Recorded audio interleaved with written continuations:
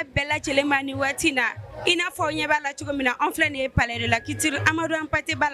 ni o ye salon des médias kunnafonidilaw ka salon a tako 4nan ye Mali kɔnɔna na ni ɲinan kunbakun o talen do ka ɲɛsin gɛlɛya minnu ɲɛsinnen do kunnafonidilaw ma an ka bɔlɔlɔ siraw tilew la nin waati in na an ye Alexis Kalamiri sɔrɔ an ka kuma bara la ale ye min fɔ an ye an b'o lamɛn ɲɔgɔn fɛ. Kunnafonidilaw ka se ka ɲɔgɔn sɔrɔ siɲɛ kelen san kɔnɔ mɔgɔw kan lakodɔn ka tugu an bɛ mɔgɔw lakodɔn an bɛ mɔgɔ dɛmɛ k'u lakodɔn an bɛ mɔgɔw ka gɛlɛya fɔ mais mɔgɔw t'an baara kɛ cogo dɔn u tɛ foyi dɔn an kan ayiwa o de la an miirila ka nin salon sigi sen kan tiɲɛ dɔ an ye min k'a miiri la yanni a ka sira sɔrɔ a bɛ san 4 bɔ a kɛlen ka sira sɔrɔ san o san an b'a lajɛ an bɛ se ka tasibila kɛ jumɛn de kan ɲinɛn ta kɛra bɔlɔlɔ sira la gɛlɛya minnu bɛ an ni u cɛ ani u bɛ gɛlɛya minnu se an ka baara ma n'i y'a jateminɛ kunnafonidilaw ka baara sariya dɔw b'a la o sariya ye ko i tɛ mɔgɔ kelen kan di o sariya ye ko n'i ye kunnafoni mɛn i bɛ a kunkun n'a ɲɛɲɛ bɔ ɲɔgɔn na ayiwa bɔlɔlɔ sira kan mɔgɔ caman tɛ olu bato ayiwa an bɛ se ka mun de kɛ mɔgɔ k'an ka baara faranfasiya dɔn ka bɔ u ta la an bɛ se ka mun kɛ mɔgɔw k'a dɔn gɛlɛya minnu b'an ka baara la o ye ɲinɛ tasibila fanba ye.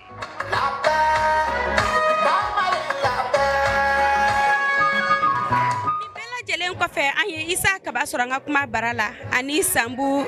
Biaki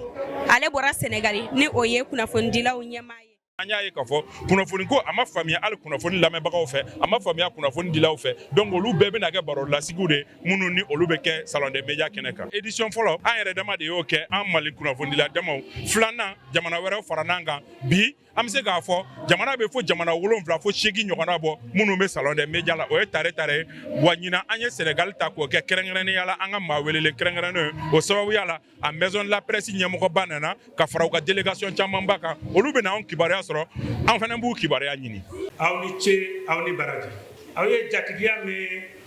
ɲini Sénégal ma a y'a ɲusu diya kosɛbɛ aw ni ce Sénégal ni Mali n y'a fɔ o yɔrɔ na maison de la presse la an bɛ kan kelen an bɛ ko kelen an ka fara ɲɔgɔn kan an bɛ min ɲini développement kan f'an b'a sɔrɔ ni n ye presse nin wele parce que presse olu de bɛ relais kɛ olu de bɛ information ninnu di mais n'i y'a sɔrɔ information ɲuman man di an tɛ se ka développement sɔrɔ an bɛ kan kelen an bɛ ka fɛɛrɛ bɛɛ kɛ information outil min b'an bolo mɔgɔ wɛrɛ kana n'a ka dɔn ye ka tiɲɛ parce que o de y'an sɛgɛn donc an bɛ autorité ninnu an b'a f'u ye aw ka an dɛmɛ pour que an ka métier ni a ka kɛ an yɛrɛkun na métier.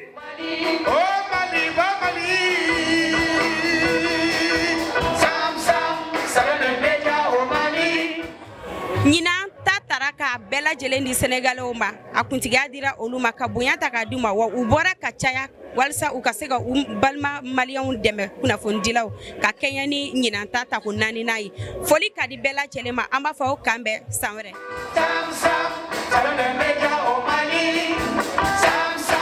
Salon des médias au Mali.